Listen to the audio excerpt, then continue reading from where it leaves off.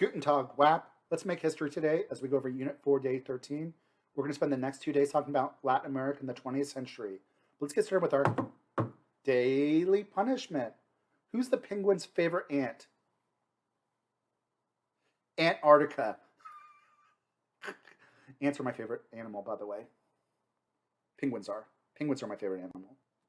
Your key terms for today are the ABC nations: Vargas, Juan Perón, Cardenas, El PRI, the Mexican Miracle, Vicente Fox, Pan, and Pinochet.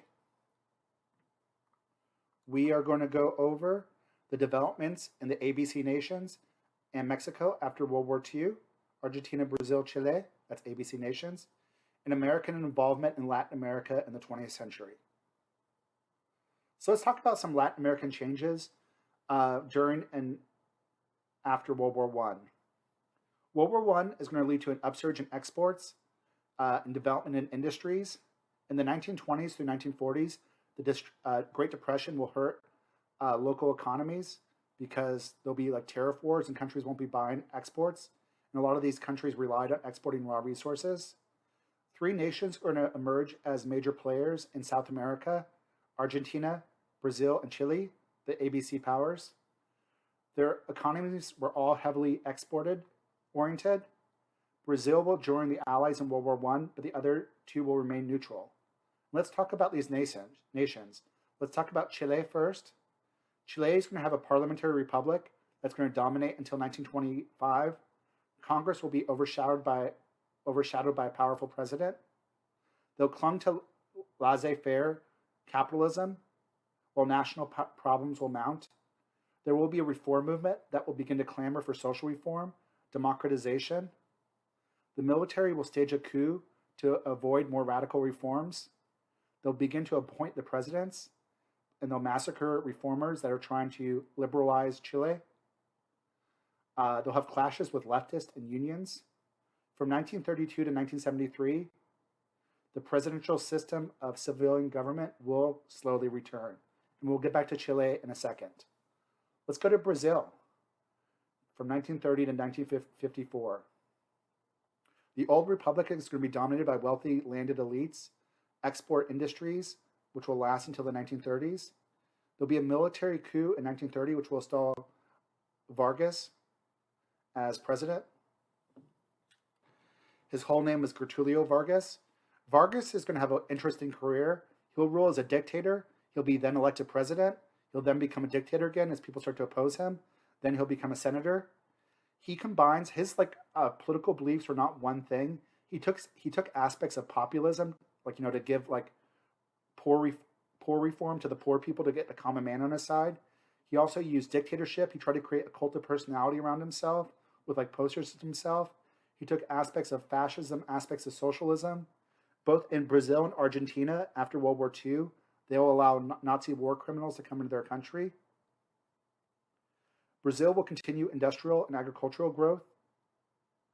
They'll develop and destroy parts of the Amazonian rainforest.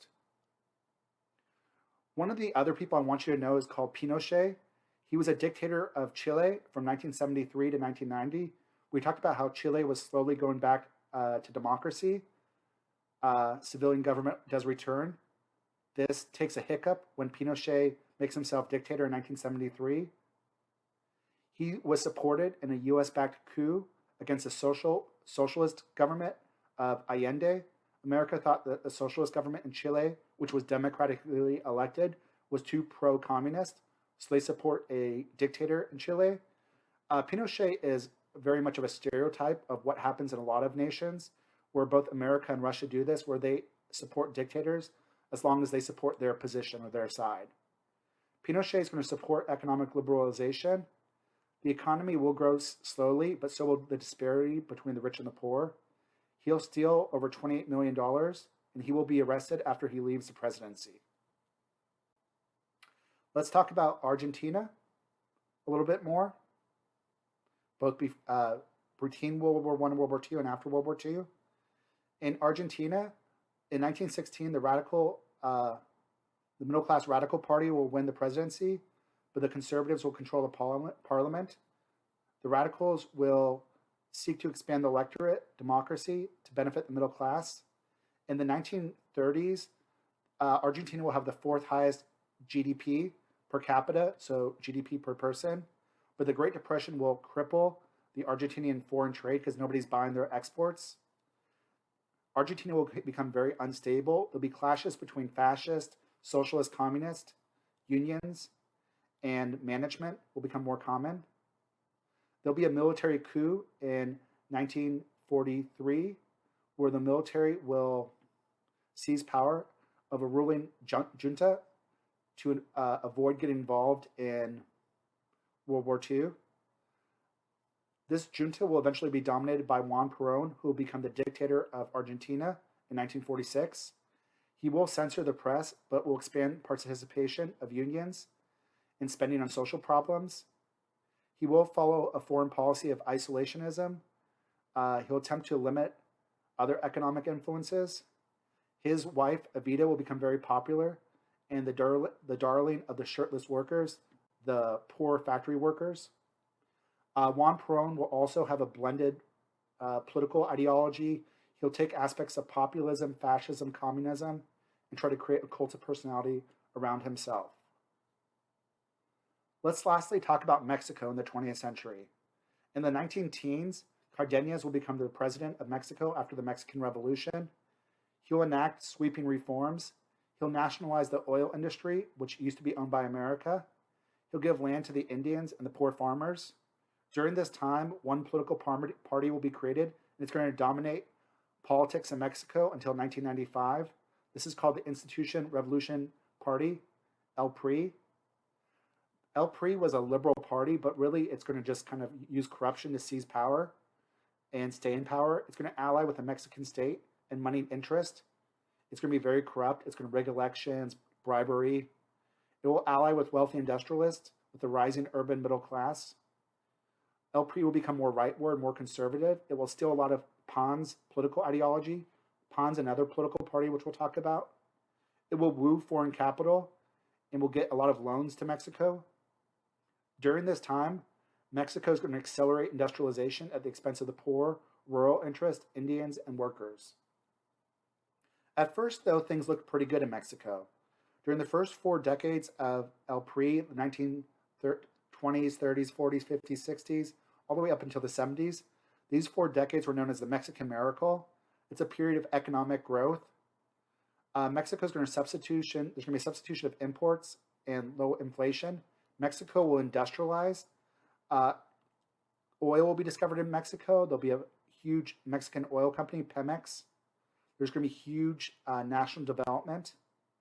From 1940 to 1970, the GDP will increase sixfold, 600%. The population will only double. The peso and dollar parity will be maintained.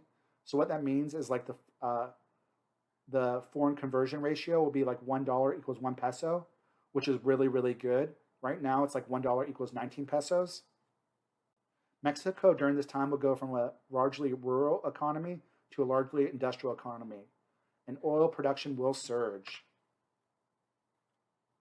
El PRI will lose its monopoly in power.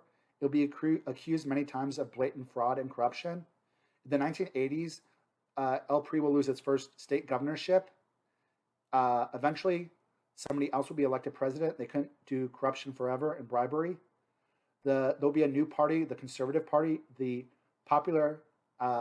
National Acción Party, El PAN, will be take power under Vicente Fox Quesada. This election in 2000 will end 71 years of El PRI holding on to power. The next president will be Calderón Hinojosa. He was also a member of El PAN. Many people thought that he also stole the election. El PAN's doing the same thing that El PRI does. And Mexico still has problems with like corrupt elections in their country. The person that thought that he had the election stolen from him, Obrador, he was from the Democratic Revolution Party, PRD. He claimed he won the election, and he's going to campaign around Mexico as the government in exile. But Calderón was the official president. Let's talk about America's role in Latin America. America is going to become more and more involved in Latin America in the 20th century. America is the greatest external force in Latin America.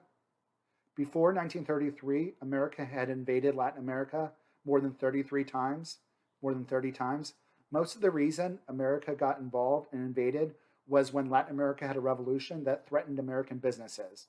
Like a government might have got involved that wanted to nationalize American industries. So America will send their army in to install a pro-American dictatorship. This is called gunboat diplomacy. During this time, America will spend billions of dollars to loan to Central America, Mexico, and the Caribbean. We'll get our claws in that way.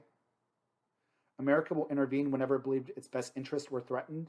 This is called dollar diplomacy, where we did economic imperialism in Latin America and sent loans out to Latin America to kind of tie them to us.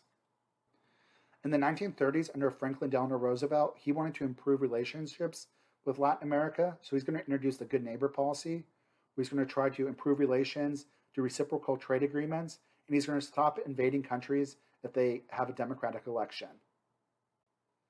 In the 1940s, after World War II, intervention is going to be more renewed because of the pretext of containing communism. This is going to happen throughout the Cold War and really starting in the 1950s, 60s, and 70s and 80s. America will support anti-communist uprisings, will give economic aid and military aid to anti-communist guerrillas. The CIA will train them when we thought there would be a communist revolution in Latin American countries. This is going to make America hated in large parts of Latin America throughout the 20th century because of our constant involvement in Latin American countries. In the 1970s, President Carter, who was a humanitarian, is going to try to improve relationships with Latin America. He's going to give back the Panama Canal to Panama. Under President Reagan and Bush, they'll pursue a more aggressive policy in Latin America to try to contain communism. And both of them, under President Reagan specifically in Grenada, they will launch American invasions against communist uprisings to try to support the quote-unquote democratic government. But we will support, give arms to the anti-communist government in Nicaragua, the juntas, they were called the Contras. Like in Nicaragua, the Sandinistas were having a civil war and they were seizing power of the government. They were the communists. Reagan will illegally funnel guns and weapons and aid to the Contras, the anti-communist dictators, the anti-communist army, and try to make sure Nicaragua does not remain communist. America does examples of that throughout the whole time period. In the 1950s, Dwight Eisenhower okays the assassination of a foreign leader in Guatemala, which was becoming too pro-communist. So America is going to directly and indirectly get involved in Latin America to try to keep. All right, guys, that's all we have for Latin America in today's video. Until next time, deuces. Deuces.